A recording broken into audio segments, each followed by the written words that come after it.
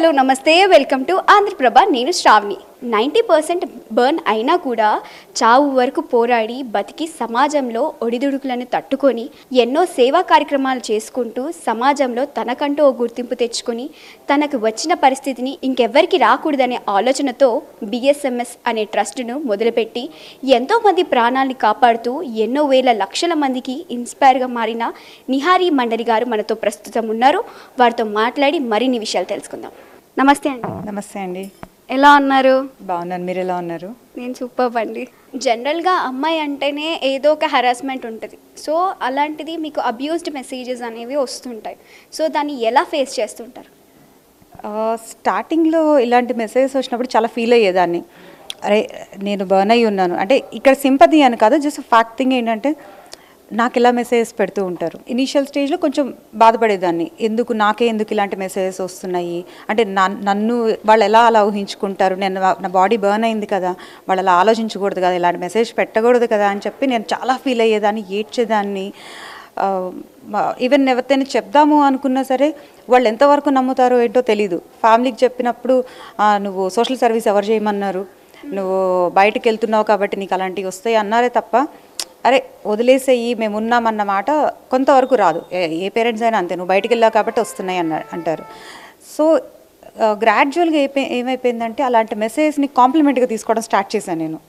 అంటే నాలో ఇలా కూడా చూస్తున్నారనమాట అని నన్ను నేను కాంప్రమైజ్ చేసుకుంటూ ఏదైనా మెసేజ్ వచ్చినా ఒకసారి రెండుసార్లు చూస్తాను, తర్వాత నేను అసలు రెస్పాండ్ అవ్వను లేదా బ్లాక్ చేసేస్తాను. నేను దాని గురించి ఎక్కువ రియాక్ట్ అయ్యావంటే నా వర్క్ మీద ఎఫెక్ట్ పడుతుంది. ఇప్పుడు మీరు మిమ్మల్ని అప్రోచ్ అవ్వడానికి సోషల్ మీడియా ప్లాట్ఫామ్స్ అనేదే మెయిన్ ప్లాట్ఫామ్స్. అలాంటిది మీరు యాక్టివ్గా ఉండట్లేదు ఈ మధ్య, ఏంటి కారణం? రీజన్ చెప్పాను కదా, ఇప్పుడు ఇలాంటి అబ్యూజివ్ మెసేజెస్ లేకపోతే గుడ్ మార్నింగ్, గుడ్ నైట్, తిన్నారా లేదంటే ఫార్వర్డ్ మెసేజెస్ వచ్చినప్పుడు అది చూసినప్పుడు నాకు కొంచెం ఇబ్బందికరంగా అనిపిస్తూ ఉంటుంది. సో దీని మూలన ఒక 100 మెసేజెస్ ఇట్లాంటివి ఉంటే 1 or 2 నిజంగా జెన్యూన్గా రిక్వైర్మెంట్ ఉన్న మెసేజెస్ వస్తూ ఉంటాయి, అవి నేను మిస్ అవుతున్నాను.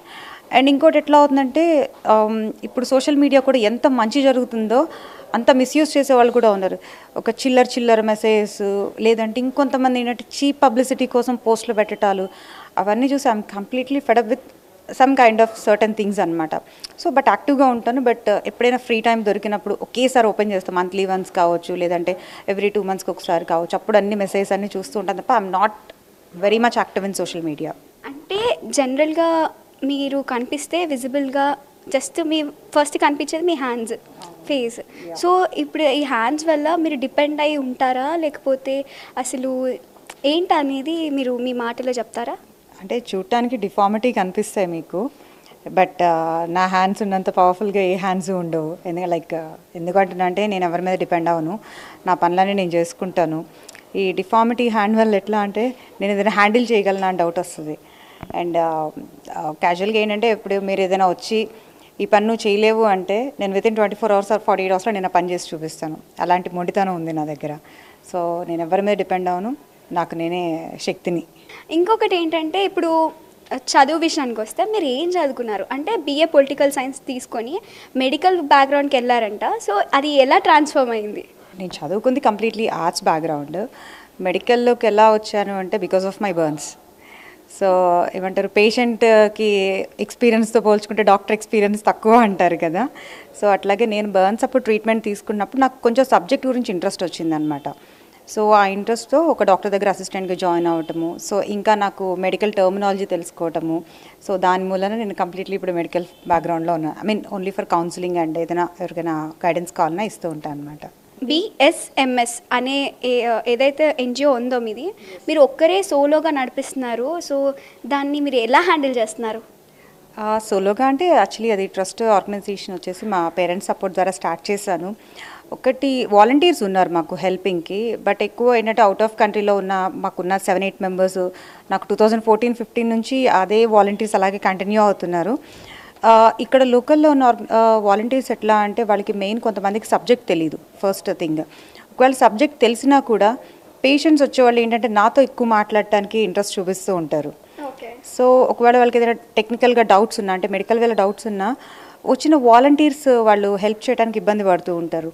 సో సమ్టైమ్స్ వాలంటీర్ హెల్ప్ ఉంటుంది, బట్ 90% వర్క్ నేనే చేసుకుంటాను. అంటే వేరే ఆర్గనైజేషన్కి మీ ఆర్గనైజేషన్కి ఉన్న డిఫరెన్స్ ఏంటి?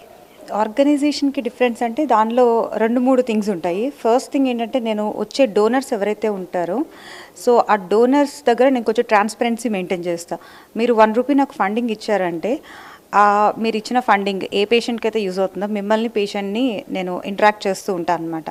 దానివల్ల నాకు ఫ్యూచర్లో మీ దగ్గర నుంచి హెల్ప్ కావాలన్నా మీరు మమ్మల్ని అప్రోచ్ అవ్వడానికి ఈజీగా ఉంటుంది. అండ్ మెయిన్ థింగ్ ఏంటంటే ఎవరైతే పేషెంట్ ఉన్నారో ఆ పేషెంట్ ఆల్రెడీ డిప్రెషన్లో ఉంటారు. సో వాళ్ళకి మేమున్నాము అన్న ఒక ధైర్యాన్ని డోనర్ అన్నది ఇస్తారనమాట. సో నీకు ఇలా ప్రాబ్లం అయిపోయింది, ఈ రోజుతో నీ జీవితం ఆగిపోదు, సో ఇంకా నీ లైఫ్ చాలా ఉంది, నీకు సహాయం చేయడానికి ఇంతమంది హెల్ప్ ఉన్నాము అని చెప్పి వాళ్ళకి మోటివేషన్ కోసం అని చెప్పేసి సో అలా మేము పుష్ చేస్తూ ఉంటాం అనమాట. సో మాకు కొన్ని ప్రోటోకాల్స్ పెట్టుకున్నాం ఆర్గనైజేషన్స్కి.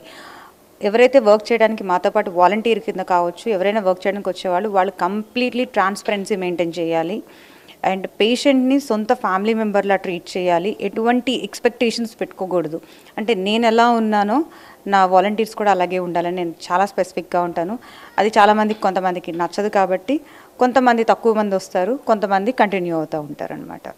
ఇంకా అంటే డోనర్ అనే విషయం వస్తే నాకు గుర్తొచ్చింది ఏంటంటే బ్యాంక్ డోనర్ అంటే బ్లడ్ డోనర్స్ లాగా వింటాము. ఇప్పుడు స్కిన్ అనేది కూడా స్కిన్ బ్యాంక్ అనేది కొత్తగా వింటున్నాము. అది ఇక్కడ ఉందా అందుబాటులో? దాని గురించి మీరు ఏమైనా చెప్తారా? యా, సో స్కిన్ బ్యాంక్ అనేసరికి చాలామందికి తెలీదు. సో ఎలా అయితే బ్లడ్ డొనేషన్స్ ఉంటాయో సో స్కిన్ బ్యాంక్ కూడా ఉంటుంది అనమాట. సేమ్ అలాగే డొనేషన్స్ ఉంటాయి. ఆ స్కిన్ ఎట్లా యూజ్ అవుతుందంటే ఫ్రెష్ బర్న్స్, సో శరీరం కాలిన తర్వాత ఏదైతే వాళ్ళకి వూండ్స్ ఉంటాయో ఆ వూండ్ హీలింగ్ కోసం అని చెప్పి స్కిన్ అనేది యూస్ చేస్తూ ఉంటారనమాట. సో అది స్కిన్ వచ్చేసి డెడ్ బాడీస్ నుంచి కలెక్ట్ చేస్తూ ఉంటారు, మనకి ఆర్గాన్స్ కలెక్ట్ చేసినట్టు. సో దాని గురించి అవేర్నెస్ అన్నది చాలా తక్కువగా ఉంది. మనకి హైదరాబాద్లో కూడా స్కిన్ బ్యాంక్ ఉంది, బట్ చాలామందికి తెలియదు. ఎక్సెప్ట్ మెడికల్ ఫీల్డ్లో ఉన్న వాళ్ళకి తప్ప బయట నార్మల్ పీపుల్కి అది చాలామందికి తెలియదు అనమాట స్కిన్ బ్యాంక్ ఉన్నట్లు. చాలా అప్స్ అండ్ డౌన్స్ ఇప్పటికీ చూసే ఉన్నారు.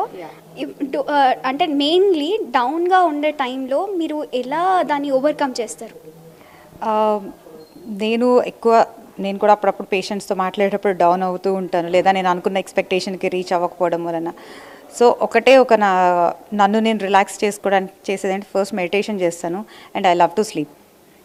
సో నిద్రపోయి లేచానంటే బ్యాక్ టు బౌన్స్ వెళ్ళిపోతాను. సో మోస్ట్లీ నైట్ టైం ఎక్కువ ప్రిఫర్ చేస్తే ఏదైనా ఆలోచించాలన్నా, ఏదైనా వర్క్ చేయాలన్నా, నిద్రపోవాలన్నా సో ఆ టైంలో పడుకుంటాను. మార్నింగ్ లేచిన తర్వాత నుంచి మళ్ళీ బ్యాక్ టు వెళ్ళిపోతాను అనమాట.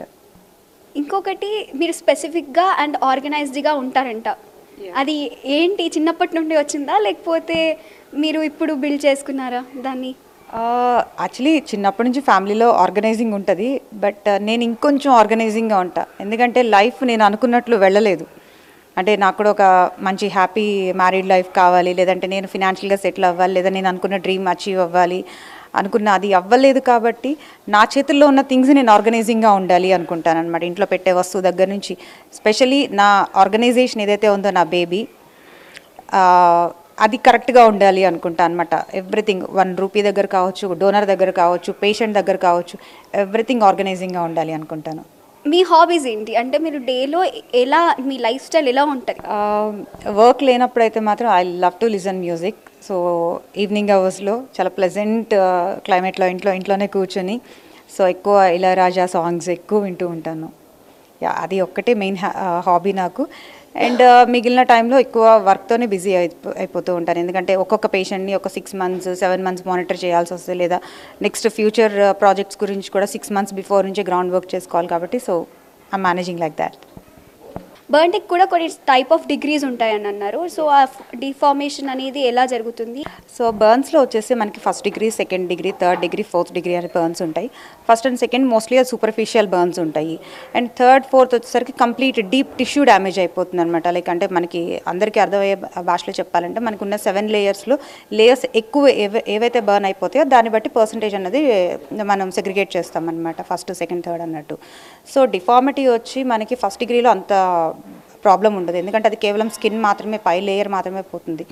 2nd నుంచి కొంతవరకు ఛాన్సెస్, ఎందుకంటే కొంతమంది కీలాయిడ్ టెండెన్సీ ఉంటుంది, ఆ కీలాయిడ్ ఫామ్ అయ్యే ఛాన్సెస్ ఉంటాయి. 3rd 4th వచ్చేసరికి వాళ్ళకి బర్న్స్ హీల్ అయ్యే టైంలో వాళ్ళు ప్రాపర్ ఫిజియోథెరపీ చేయలేదు అంటే మాత్రం అది ఒక అంగవైకల్యలాగా ఏర్పడిపోతుంది.